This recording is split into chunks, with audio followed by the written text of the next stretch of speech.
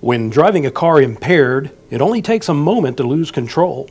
That's the message the city of Greer and the towns of Lyman and Duncan hope this unusual go-kart called the Simulated Impaired Driving Experience, or SIDNE, will send.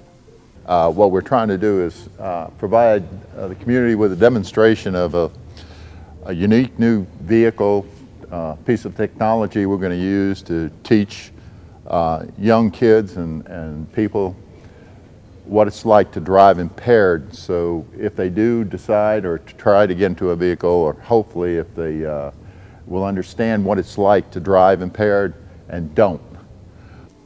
Police departments in the 3 municipalities equally split the $18,000 cost of the cart, equipment, and training.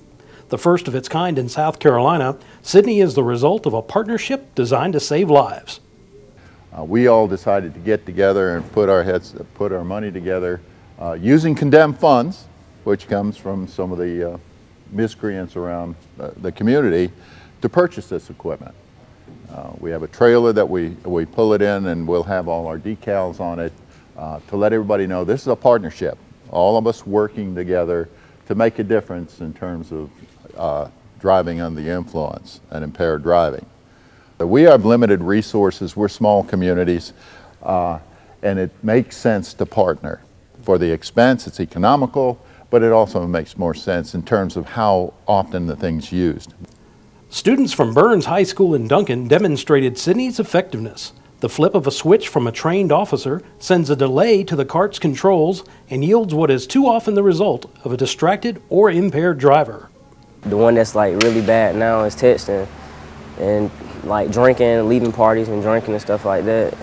Kids smoke nowadays, so really that's like what's hurting like teenagers these days and all these car wrecks. It taught me a lesson. I don't want to drive like that and lose control of a car.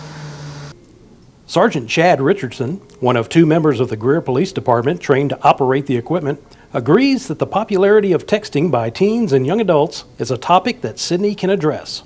One of the things that we can set up is we put 4 instructors at each corner of the course, have them text something like, "Mom, I'm on my way home," which is a really real life scenario.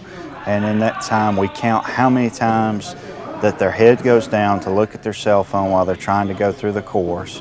On typical average, it's somewhere around 55 or 60, so you can imagine as slow as this thing moves in relation to an automobile, how much ground is covered in a regular automobile when people are texting and driving. And hopefully that drives the point home, and if they've got to make a text message, maybe they'll start pulling into a parking lot or pull off the side of the road and do it in a safe manner.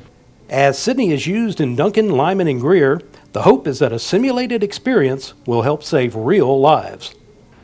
We do have a number of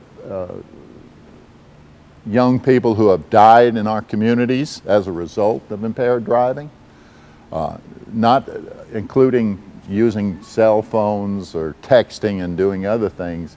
And hopefully they can understand that it takes all your attention to drive a vehicle when you're out on the road.